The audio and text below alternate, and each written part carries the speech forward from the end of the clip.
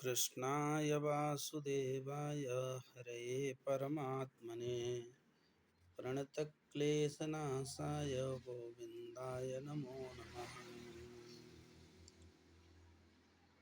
मनुष्य तन पाने के बाद व्यक्ति को धर्म कार्य अवश्य करना चाहिए, क्योंकि धर्म ही मूल है। ध्री धारणे धातु से धर्म शब्द बनता है। धर्मम धार्येति धर्मः, जो धारण किया जाए वही धर्म है। कहने के लिए सुनने के लिए बहुत सारी बातें हैं, लेकिन वास्तविक रूप में जो धरातल में धारण किया जाए वही श्रेष्ठ है। भीष्म पितामह धर्मराज युधिष्ठिर को उपदेश करते हुए कहते हैं, दान धर्मान, राजधर्मान, स्त्री धर्मान, भगवत धर्मान, इन सभी धर्मों का समासव्यास योगतः समास विधि से वर्णन किया। अगर व्यक्ति के पास धन है तो उसे दान करना चाहिए। वही धन धन्यवाद का प्रतीक है, जिसकी पहली गति होती है। सोई धन धान्य प्रथम गति जाकी। प्रथम गति अभिप्राय दान। धन की 3 गतियां कही गई हैं, दान, भोग और नाश। अगर आप दान नहीं करना चाहते हैं कोई बात नहीं है, भोग भोगो, हवाई जहाज चढ़ो, रसगुल्ला खाओ, लेकिन भोगे रोग भयम, भोग में रोग का भय है। ज़्यादा रसगुल्ला खाने से भी खट्टी डकार आती है। और नहीं, तीसरी गति है नाश। लेकिन दाने निर्भयम, दान में कोई खट्टी डकार आने वाली नहीं है। यदन्न दानात भवेत दरिद्री, जिसके पास धन है वो दान नहीं करता, वो अगले जन्म में दरिद्री होता है। और जब दरिद्र होगा तो दरिद्र भावेन करो तो पापम, वो पाप कर्म करेगा और पाप कर्म के फलाश्रुति स्वरूप पापम प्रवाहित नरकेति वासम, वो नरक को जाएगा। और पुनर्दरिद्री पुनरेति पापम, वो जब जब भी जन्म लेगा तो पुनः दरिद्री होगा, पुनः पाप कर्म करेगा। इसलिए दान एन केन विधि कीन्हे, दान करे कल्याण। इच्छा नहीं है, अनिच्छा से भी कर दो तो कल्याणप्रद है।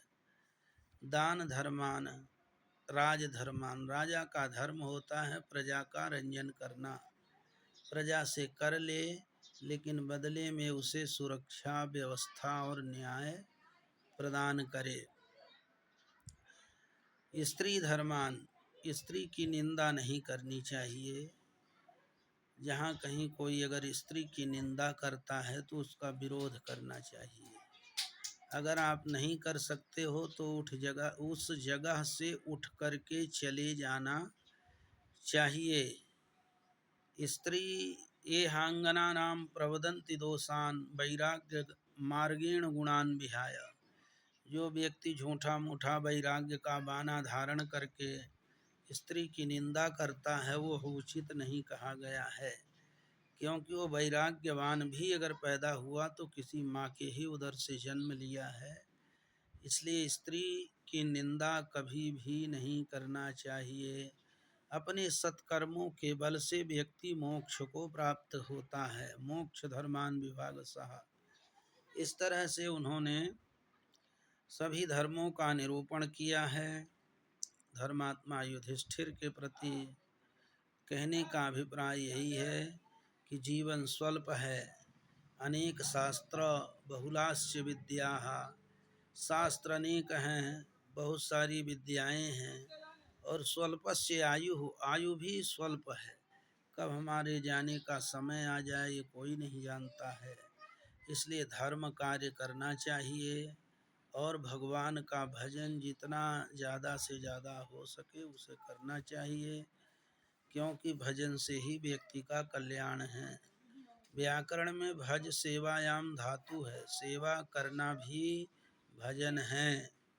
भगवान के मंदिर में झाड़ू बुहारू लगा दो, किसी गरीब का उपकार कर दो, ये भी भजन की श्रेणी में आता है। इसलिए निरंतर मानव तन पाकर के जो न तरे भवसागर नर समाज अस पाए, सो कृत निंदक मंद मति आत्मा हन गति जाय।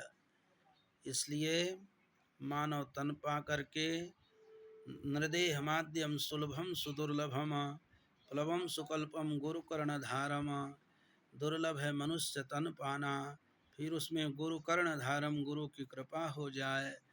ऐसी अनुकूलता प्राप्त करके मयानुकूलेन नभस्तुतेरितम पुमान भवाग्धिं न तरेत सात्मः, जो इस भवसागर से नहीं पार होता मानव तन गुरु के कृपा, उसे केवल आत्महत्यारा कहा जा सकता है। सियावर रामचंद्र की जय।